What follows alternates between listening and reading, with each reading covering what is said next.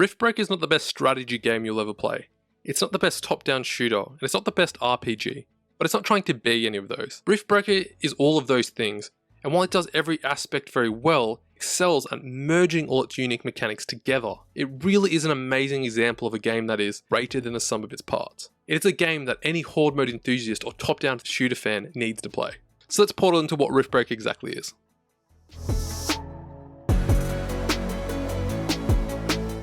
So Riftbreaker is a single-player, base-building, survival, top-down action RPG shooter. Yes, I wasn't joking about all the different parts of the game. So, you start off the game on a distant alien planet named Galatea 37. You play as a human named Ashley using a mech suit called Mr. Riggs. Your goal is to survive, research, and build up enough resources to make a portal back to Earth. As for the story, if you're looking for a detailed story campaign, that's just not what Riftbreaker is. Most of the story revolves around researching the environment and dialogue interactions between Ashley, who wants to research and find harmony with the planet, and Mr. Riggs, who, to put it nicely, is very objective focused. Let's go there as soon as possible. And clear it out.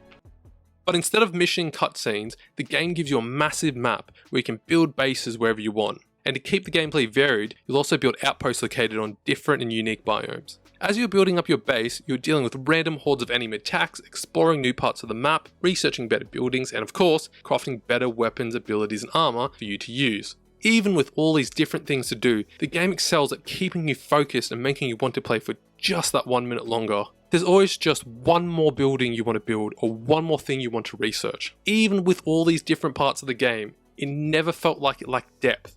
So for example, there are various different buildings you need to make. Even for something simple as powering your base, you are given multiple forms of power you can use. You can really see this depth of choice in buildings in the different range of defensive towers you can build.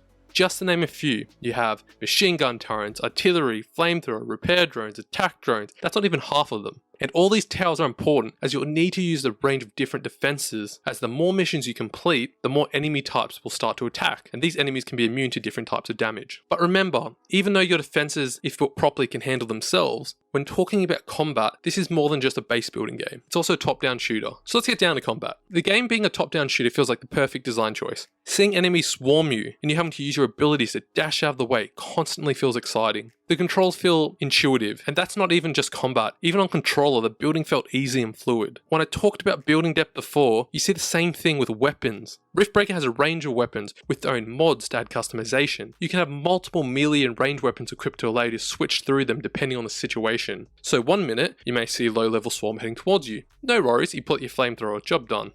But then mid-fight, you see long-range enemies shooting from a distance. It feels seamless to switch to your machine gun and take them out. Or, you can even quickly change between placing mines at strategic points and swapping to melee weapons that you've upgraded to allow for healing. The game does an awesome job of allowing just enough RPG customization to make playthroughs feel a little different. And that goes for nearly all parts. The depth of each part provides a lot of replayability to the game. But beyond the combat and building, the game's aesthetic and sound keep you engaged throughout your time playing. The game's aesthetic felt heavily inspired from Starship Troopers and StarCraft. And as hordes of what looks like thousands of enemies rush towards your base, the visuals of the enemy and the sound of the combat drags you in, but it can also drag your frame rate a little on console. Saying this, I'll let you see and hear it for yourself.